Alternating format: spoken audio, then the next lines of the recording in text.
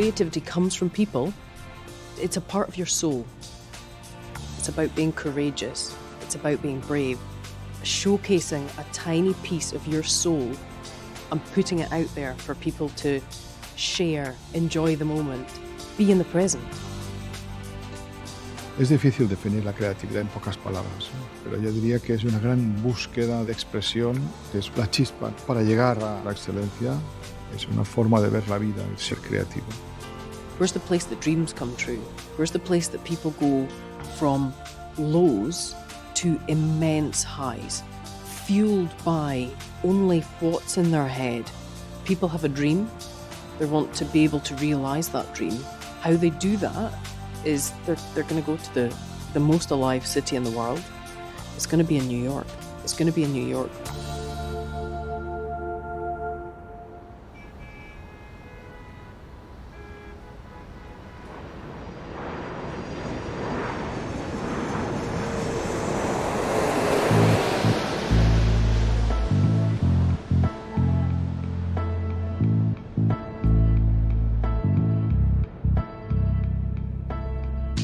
How do you distill the most alive city in the world into a bottle of whiskey?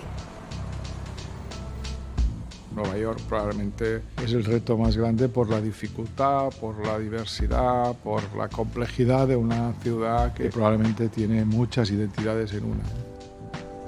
Es una ciudad que cambia, se transforma, desprende una energía maravillosa, ¿no? Que hace que tengamos un reto muy difícil, el hecho de trasladar todas esas vivencias a un menú y a un whisky, ¿no? Distilling the entire essence of a city into one bottle is going to take the biggest level of creativity. It's going to, I think, push every single boundary that I've ever found as a whiskey maker.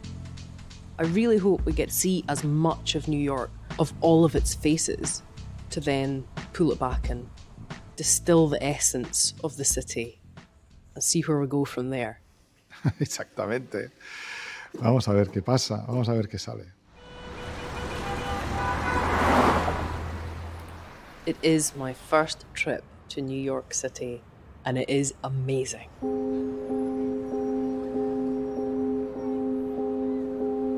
When you're walking along the streets, my eye keeps being drawn upwards because there's these amazing buildings that are reaching for the sky.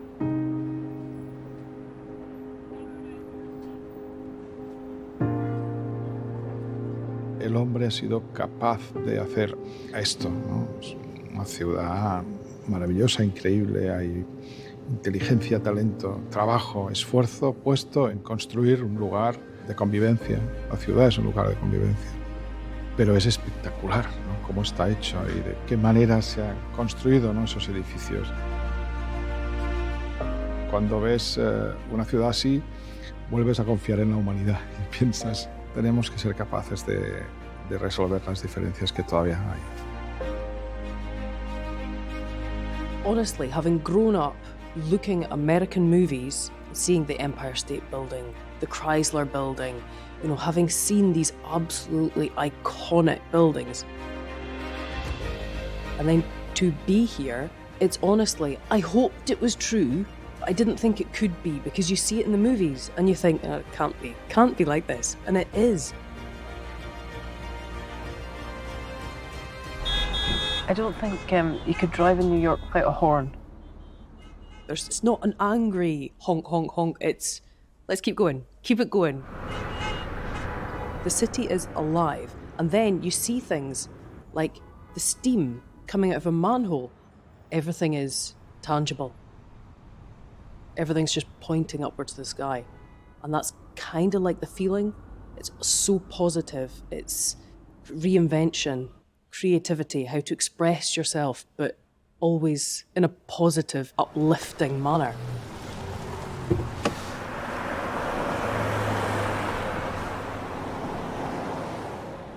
Hi. Hi, Nice welcome to to meet the you. Guggenheim to New York. I'm Megan Funton, I'm the curator here at the museum. The building opened in 1959, but our story really goes farther back to the late 1920s when we were one person's private collection. We really started as this idiosyncratic, quirky collection, and then grew into this international presence. One of our greatest collection treasures is this building. It is a place like none other. Piece of art. The building Absolutely. is a piece of art. Era una visita pendiente precisamente estar en el Guggenheim de Nueva York y poder estar en un edificio que en sí mismo es una obra de arte, que alberga ese inicio del arte abstracto y que está ahí como si el tiempo no hubiera pasado, es vigente. So we currently have on view here in the Rotunda an exhibition of Vasily Kandinsky, so that's what I'll take you through. We have over 150 works in our holdings by this one artist alone. And it really set the stage for this commitment to contemporary art. That was the art of the time, the art of the 1920s, the 1930s. Today we continue to collect into the present to really lift people up, celebrate contemporary practices, and as you're looking for, provide some inspiration. Definitely. So there's a lot to see. New York City is like that. You think you know it, and then you start walking the streets and you discover different neighborhoods, new restaurants pop up, and it's suddenly the city is transformed yet again. And there's so many different languages and cultures that are layered, and so much of Kandinsky's work was about that layering. It's all about the journey. 100%. And Kandinsky, in those years, to think about 1913, it was a time of innovation and creativity and so many artists who were experimenting with abstraction or abstracted forms, daring, radicality, all those words that we kind of associate with those years of the early 1910s. And Kandinsky was right in the center. He was of those artists who was really not bound, by the constrictions of his time, by Brave and traditional. bold. Yes, Yeah. absolutely. Not afraid to kind of jump off the cliff, right?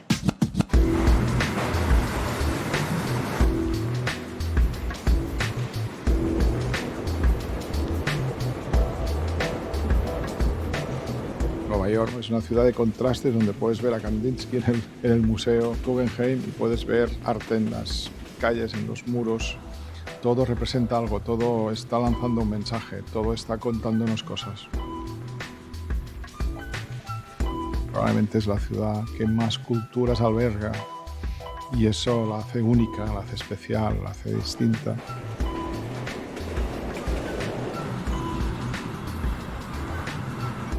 I came to this country when I was 7 years old. I had to learn English and all of that. And the first subway train that I saw was, I think, when I was 12, when our school took us to the Bronx, and it was an elevated train. I'd never been on that. When the train pulled away, I could see amazing illustration, trees and people and colors. And I said, oh my God, these trains are amazing.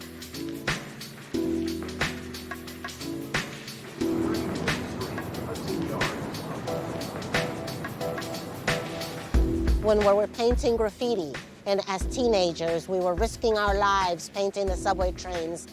Art for the love of creating. The same way that we need to breathe and walk and eat, we need to create. And nothing can stop us.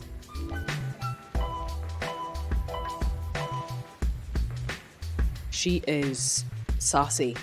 She is sassy. She is amazing. She just has this incredible power and passion within her that shines through. She's powerful, feisty. Feisty doesn't come close. What that lady has done. We started as children inventing a new art form, just going out, painting for fun. And then we have inspired a global movement. It's called street art. You see it in every corner of the world in all kinds of mediums, from spray paint and paintbrush and glass. It's all there. So I hope you guys can find a little bit of life and energy in what we do. New York is full of many communities, different countries. It moves and flows. No matter what country you come from, you are exposed to so many others. You become, I guess, assimilated into America, multiracial. Yeah. Multiracial. Sí, Nueva York quizás representa un poco esto, ¿no? Un lugar donde tenemos que buscar ese nexo de unión, esa convivencia necesaria para que la humanidad siga funcionando, ¿no? Sí, claro.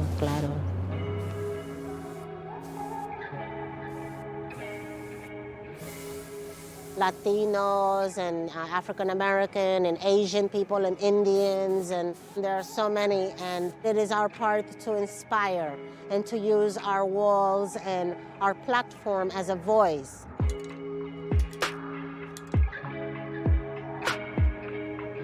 I think that art is part of being human. We can trace back 40, 60,000 years of creativity, from little figurines to cave paintings, and we have a desire and a need to create art and become immortal. This is our babies, this is our creativity, and our purpose in life is to enrich human culture. Why humanity creates?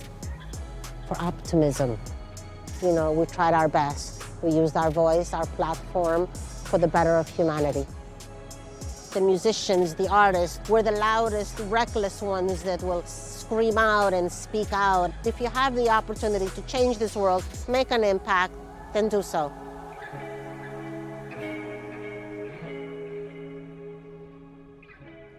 How can we take this stuff that's not helping anyone and turn it into something that is part of a solution, part of changing people's minds? That's what sustainability, I think, will look like for more people in the future.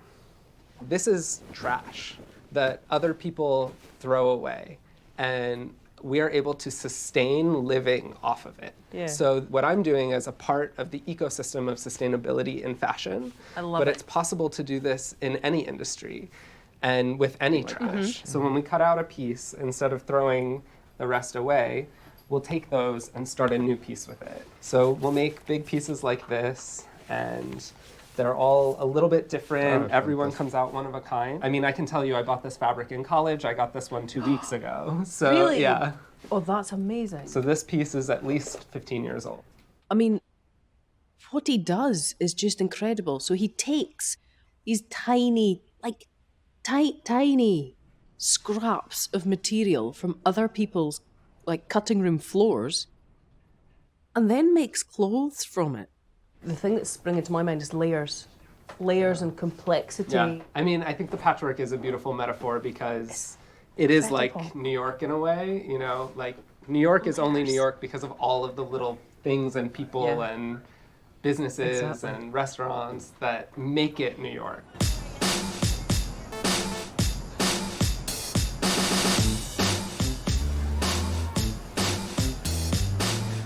Once I got here, I realized that this is, you know, really what everybody says it is. It's like a city where you come with a dream or a vision for yourself, and then everything suddenly becomes possible to you.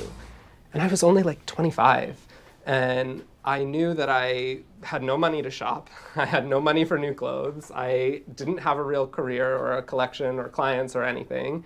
So I just took one afternoon and I made myself a shirt. And I put that shirt on my Instagram, and I got double the engagement I had ever gotten. People asking, are you making these? How much? Are you doing menswear now?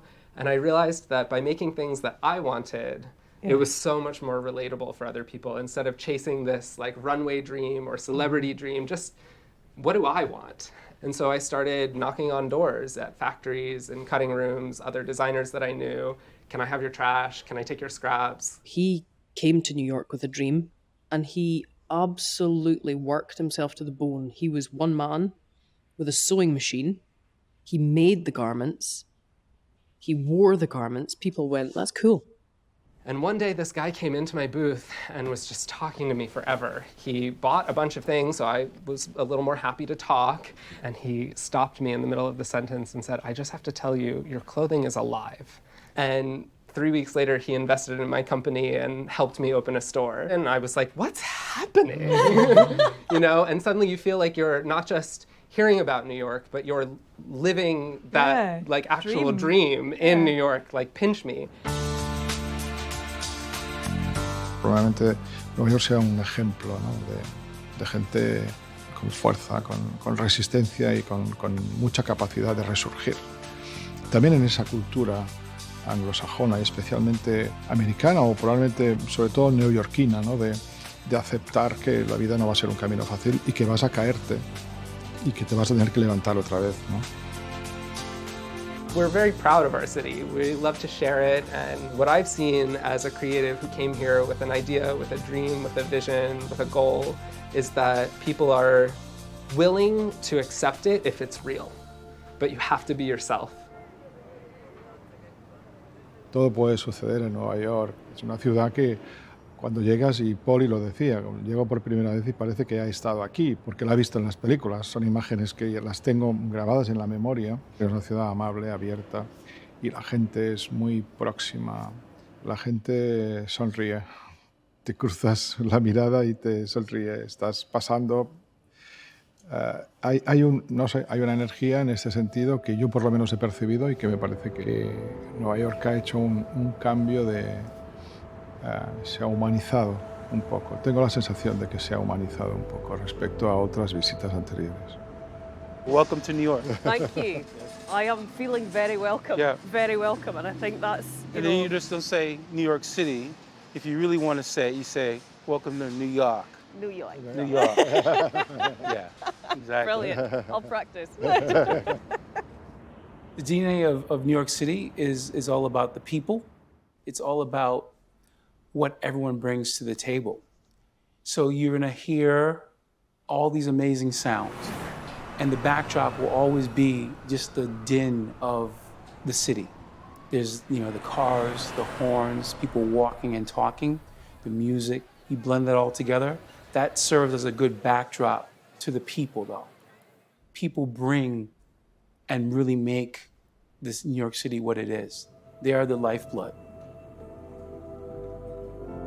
When you think of New York, what flavors come to mind for you? I think there's a few ideas springing to my mind. I've certainly got everything has to be uplifting, Okay, inspiring, right. Fresh. Definitely some spice Some in there. spice for sure. So it's amazing when you talk about food.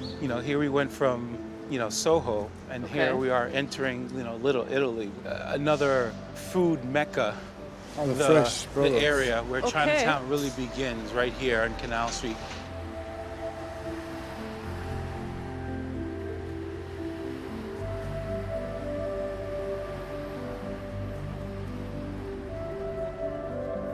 Grapes to fruit. Delicious. Yeah, exactly. Oh no, rambutan. Is that not? It's Yeah. a different thing, isn't it? And you have your apples. Oh yeah, apples. Look at them there. There are your apples. Las sensaciones de intentar captar sobre todo un producto extraordinario, viendo mercados, viendo comida en las calles que venden frutas, verduras, cada vez más del entorno de Nueva York, que hemos podido ver como sí, siguen trayendo cosas de fuera, pero hay mucho producto del entorno y el producto del mar, que es fantástico, ¿no? Esos crustáceos, pescados, moluscos que hemos ido viendo y que siguen consumiendo aquí y que es un producto absolutamente maravilloso. New York City is a walkable city, and people do travel a lot by foot. They get on the subway train, they take the city bus. They also jump in and out of cabs or Ubers or Lyfts, but they do walk a lot. And the best way to walk is to wear sneakers. So, sneakers. Sneakers. How did that start? It really started because of my parents playing Okay. tennis. Like, I got to watch them playing tennis, and they were wearing Rod Laver and Stan Smith sneakers. And just something about them just sparked that beginning thing. He loves sneakers, and he has chosen to show his creativity and his love for life, his zest for life, through sneakers. I mean, how cool is that? Only in New York can you do that. I grew up in the hip hop era. All that music for a period of time was coming out of New York City. And hip hop and rap lead right into sneakers. I mean, sneaker culture, you would go out on the streets of the city and you would see people wearing sneakers.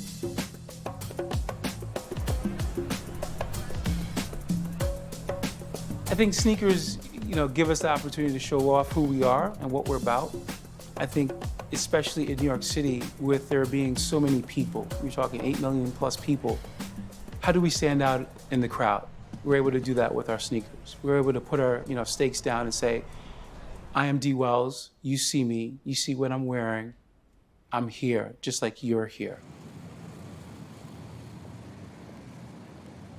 New York City is all about the people first, and I think everything else comes secondary, because then you have food, you have fashion, you have music, from bachata to calypso to hip hop, mixed in with jazz. They all blend together perfectly, and that's the soundtrack of New York.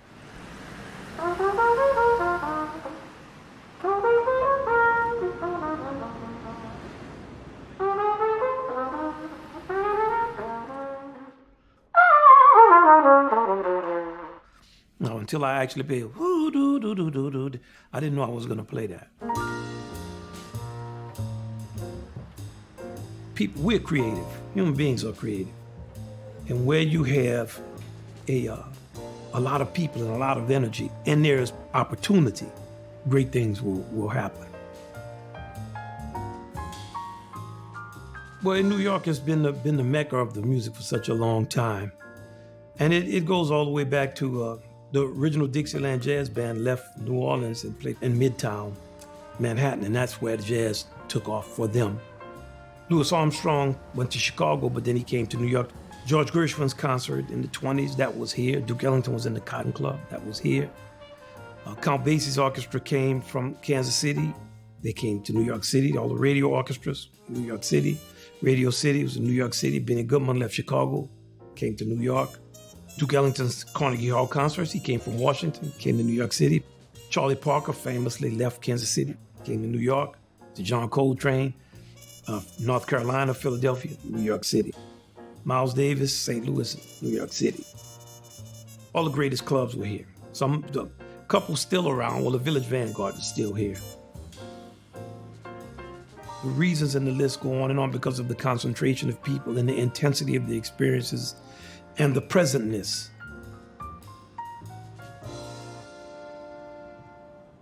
This city is a distillation of all the creative energy that's not just in this country, but people come from all over the world to be here. And when you distill something, there's evaporation and condensation. You get run through a strainer. This is a strainer.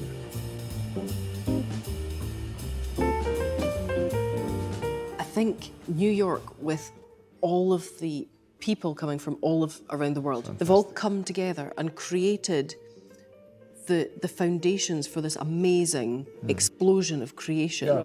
Yeah. New York is the lighter, the foundation is there, and they are the lighter for that big explosion of creativity that happens here. It's the last day today in New York, and when you arrive Scotland, Yes. what do you bring with you? Optimism, Yeah. hope, a big challenge. What are you going to cook with? What produce are you going to use? Well, I don't know. I need to think about this, but colors. Oh, yeah. Yes. Yes. Vegetables, apples. Apples, absolutely. definitely apples. Yes. The people, I think they're spicy. They're a little bit of spice. I have a lot of ideas, but I need to see if they're going to work.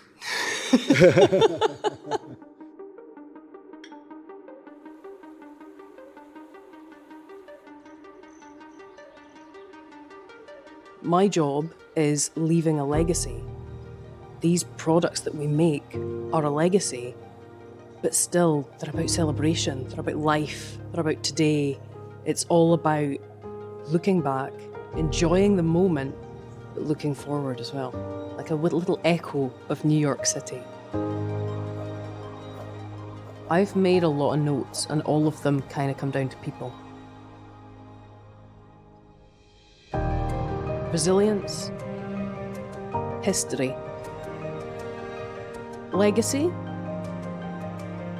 feistiness, uplifting, power. I can't think of one word that encapsulates the whole thing other than overwhelming. But I've got to go and pick through it and find those little nuggets that are going to make an essence. How do you distill a city like New York in one whiskey.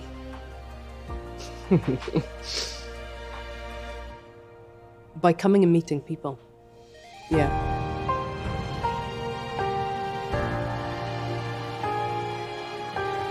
Pisar la ciudad de nuevo, andar por ella, andar con personas que has conocido ahora y que pertenecen a mundos totalmente distintos a lo nuestro y que te hablan de su vida, de su mirada sobre la vida, de su mirada sobre Nueva York, sobre la ciudad en la que viven, te abre la mente y te la hace ver con ojos distintos.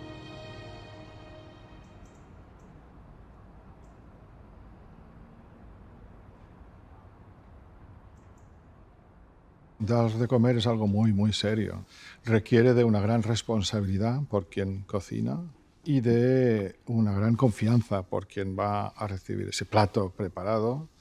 Y en todo esto hay conocimiento vinculado a la responsabilidad, ganas de agradar. O sea, cocinar es una muestra de afecto por encima de todo. Francamente es un lujo poder dedicarnos a esto y poder hacerlo en familia con tus hermanos y poder compartir lo que compartimos, ¿no? Retos del día a día y retos complejos, como cuando Macallan te propone: ¿seréis capaces de hacer un menú inspirado en Nueva York? Yo soy un privilegiado porque he podido venir en representación suya, intentando captar todo esto. Voy a intentar transmitirlo. No va a ser fácil porque son muy exigentes y seguro que van a cuestionar muchas cosas, pero acabaremos haciendo juntos un trabajo maravilloso. Puedes ir 20 veces a Nueva York y la última vez descubres cosas nuevas. Es una ciudad muy, muy potente, muy poderosa, que además tiene mucha efervescencia creativa, mucho arte ahora especialmente. Entonces, bueno, sería bueno buscar de alguna forma a través del arte, ¿no? Como una línea que nos da libertad para crear y pensar. Hubo una puesta de sol de tonos naranjas muy bonitos, que quizá nos podría servir de inspiración para reproducir el atardecer en Nueva York. Boniato, calabaza. ¿Habéis anotado huevo también con el sunset? A nivel cromático puede ser muy interesante, pero a nivel de sabor todavía más. Este puede ser una línea. Gofres, cronuts, ostras, estaría bien. Hay una gran cultura y una gran diversidad, es como un flujo de conocimiento de ostras. Y los frutos secos también, que igual podríamos integrarlos. Cacahuetes, nueces. ¿Nueces? Sí. ¿Y algo de carne? Sí, hay un humo en todas partes de Nueva York, sobre todo en estos carritos del street food. Carne de vacuno, madurada, especiada, ahumada. Y manzana, ¿no? The Big Apple. Big Apple, una manzana de postre, una Royal Gala de caramelo. Ok, pues entonces tenemos dos tapas, 3 platos y un postre, inspirado en Nueva York. ¿Ok? Perfecto. Venga, vamos. Gracias. Si quieres llegar rápido, ve solo. Pero si quieres llegar lejos, ve acompañado.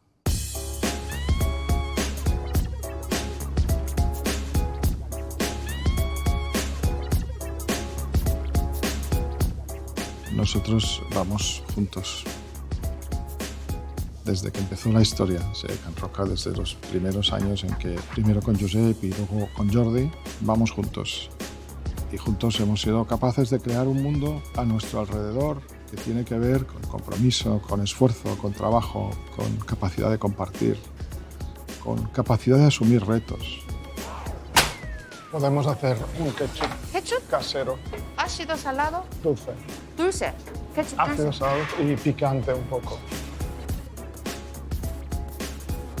Es fantástico porque te llena de energía a ti, justifica toda la energía, todo el trabajo, todas las horas que hemos puesto ahí y hace que tu vida tenga sentido también.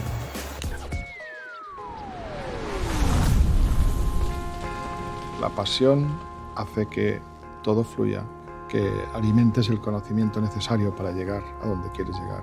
Sin pasión no hay nada.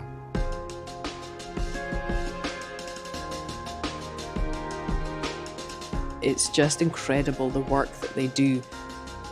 This constant evolution of making it better, changing it.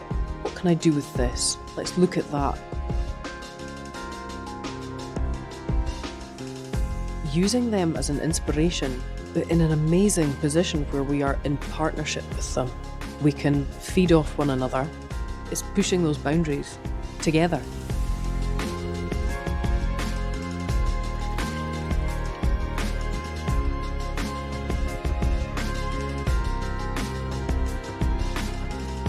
It's just an amazing relationship and an amazing symbiosis, producing the best things that we can possibly produce.